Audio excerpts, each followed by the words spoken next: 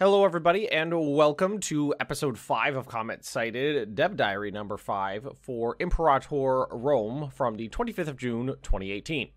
Hi, and welcome to the 5th Dev Diary for Imperator.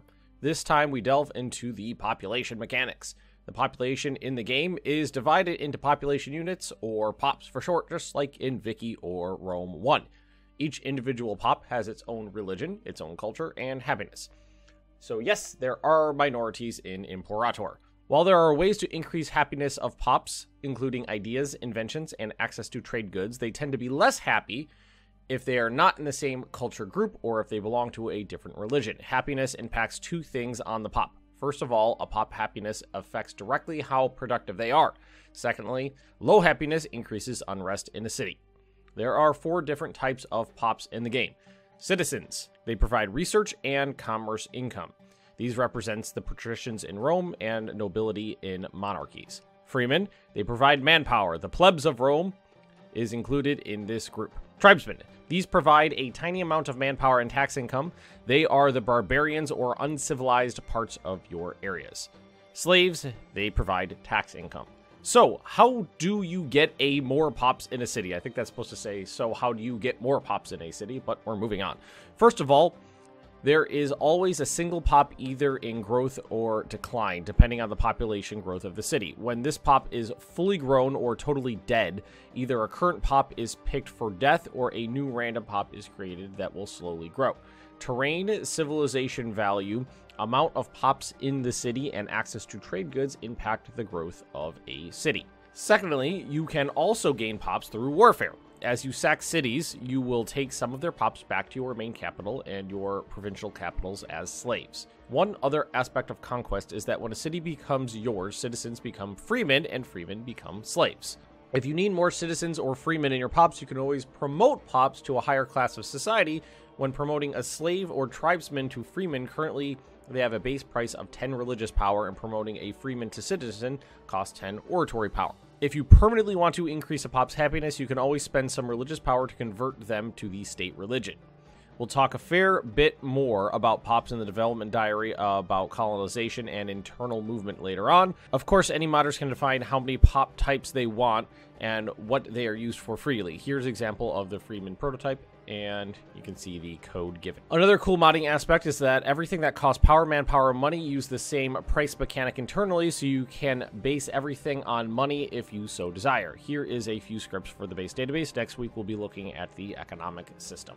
So as usual, we have 2 pictures to look at today, one that I pulled off of Johan's Twitter and one that was provided in the Dev Diary.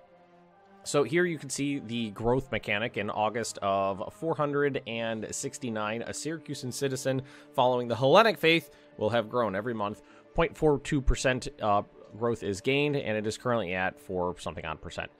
And you can see we have all of our normal stacking modifiers like a normal Paradox game. Base of 0.2, it's a forested region, so it has a little bit less growth, so that's based on terrain. Has access to grain and food, so different types of food will stack up. And the higher civilization value a area has, the faster it'll grow, and then the current population is a debuff. Civilization value, if you've not played the original Rome, is basically the longer you go without having your city sacked and, you know, just continuing to grow, the higher your civilization value is.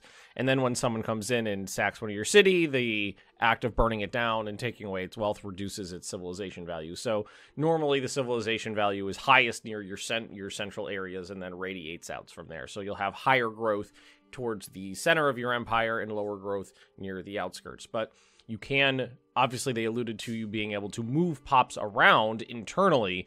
So if you have border provinces that you want to make sure are strong and powerful, you could always internally migrate people out from the internal areas to the external areas. And stacking different types of food looks like it gives you a bonus too, so that'll be nice. So you can manipulate your trade routes, so if you want your capital or specific province to grow really quickly, you can obviously find all of the viable trade routes that produce some sort of food and just kind of funnel them into that one area. Down towards the bottom here, you can see that we're going to have more uses for our power points, our oratory and our religious power, and probably some other ones too, once we get further into the development of the game.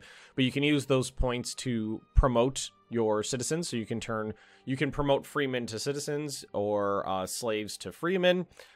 Doesn't look like it says you could do anything. No, it says you could promote tribesmen to freemen as well. And then when you conquer an area that was of a different culture, those citizens are going to get a demotion, and then any of your people that you bring in, that you internally migrate, will be the citizens there. But it's going to be a very nice mechanic. I feel this being extremely driving, especially in multiplayer games. Having a large percentage of slave populations of another player's religion or culture group, I could see being a very interesting driving force between player-on-player conflict. Like, hey, you've got 150 pops of my religion as slaves in your empire. I'm going to march in there and try to liberate them. Now, this is the picture that I pulled off of Johan's Twitter, and at a cursory glance, it looks to be like this image is an entire province, and the other one was potentially just a city. Because I can see on the left side here, and it doesn't look like, here, I'll pull this over. It doesn't look like it's cut off over here. It just looks like this is the city mode. But it looks like on this side, this is probably the cities in this province that are yours. And you can see, yeah, that definitely looks like, yeah, definitely. Because we're looking at the province of Rome, and then you can see here we have the city of Rome. And I definitely can tell that because these are various cities that I know are nearby Rome. Like, some of them I'm unfamiliar with, but like Ostia was Rome's main trading port, which was nearby on the coastline, and Veii was a nearby city that from like pre-Republican Roman times they fought them. But anywho, this definitely looks like a provincial view to me. Well, this is definitely a city view. And you can see here, oh yeah, and we got some interesting information already on here. We got culture, religion, build units button, which is same down here, Roman and Hellenic. Here we've got Syracusan and Hellenic. And you can see, should have just put these next to each other in an easier fashion, but I hadn't thought about this until just now. Production, we got wine, and looks like cloth. Terrain, that looks like farmlands, and obviously forested. We know this is forested. Cool. Let's get rid of that. But now we can see the different slave, not just slave pops, the different pops. We've got citizen pops, freeman pops, tribal pops, and slave pops down here. And it's broken down by culture and culture, yeah, Hellenic, Roman, Hellenic, Etruscan, Hellenic, Umbrian. And they have a total output of 101% right now. And this is the benefits of stacking happiness on your slaves that it alluded to in your in the dev diary here. We have 101 output, and let's see if we can break this down. So the average happiness is 91.2%. This looks like it's kind of broken down peculiarly for me. I don't know, it just doesn't look like this is the final product. This is the average happiness. Because we have a high happiness, they increase our tax income by 0.6, and the output efficiency is modified because we have access to olives here, which increases by 10%. So you add that 91 to 10, and you got 101 here. So because of this 101%, we're getting a tax income increase here from the 12 slave pops we have in the province of Rome. Well, I think this whole image right here is for the province, but this internal area right here is probably for just the city. Now that I actually look over at this one, it definitely looks like they just, yeah, because you can see that the UI just kind of cuts off there. They just trimmed this out from the larger provincial UI. So yeah, that's definitely what that is. So this is the whole provincial thing. This right here, this internal section, is definitely just the city. So this is the city of Rome.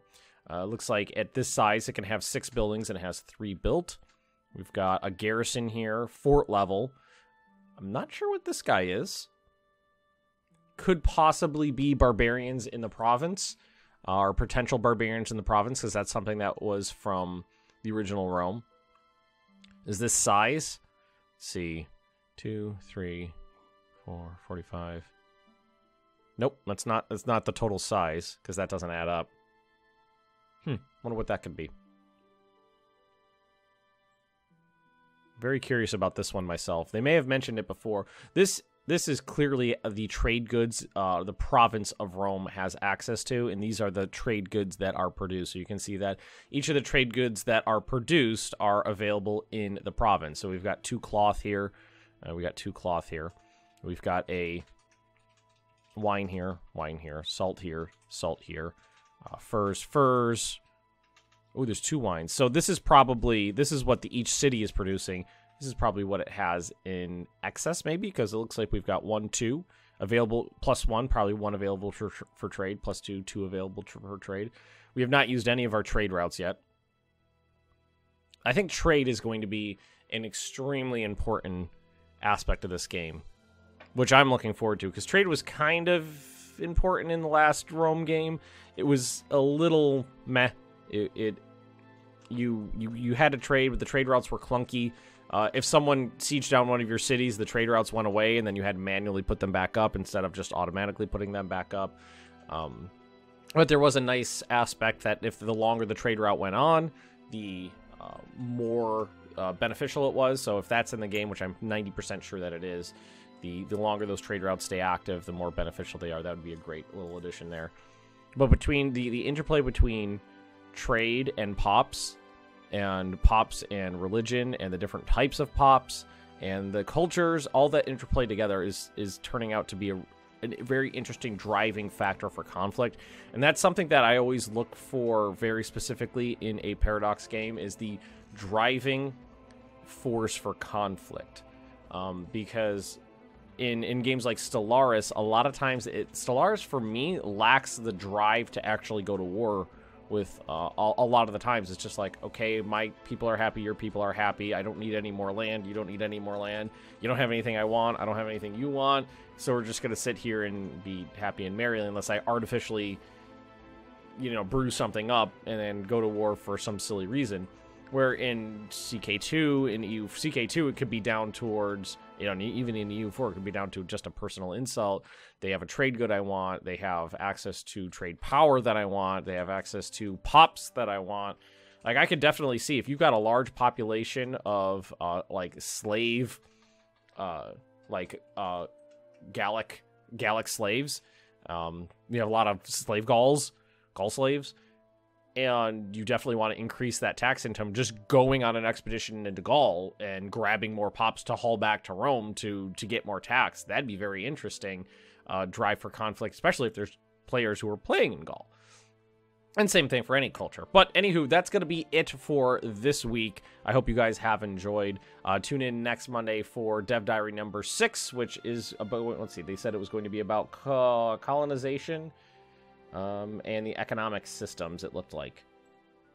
But anywho, thank you for watching, everybody. Hope you have enjoyed. Don't forget to like, comment, and subscribe. Hit the little bell notification button to ensure that you get all up-to-date notifications when videos go live, and I will see all of you next time. Real quick addendum to put on the end here. While I was editing this video, I noticed that I think this is the first screenshot we've had where multiple countries are actually at war with each other. If you look over here in the corner, you can see that Rome is at war with Etruria, and Rome has conquered and occupied, I would guess, 2 or 3 cities. One here, possibly one here, and possibly one here, unless this is a oblong-shaped one. But nice to see the conflict map mode here. Well, not really map mode, but just the way the map looks when there's some actual conquest going on. And that's why Rome has a large number of Etrurian slave pops, because they were hauled off from Etrurian cities down south into Rome and put into slavery. But I just wanted to point that out here, because for the first time ever, we've got a little bit of conflict going.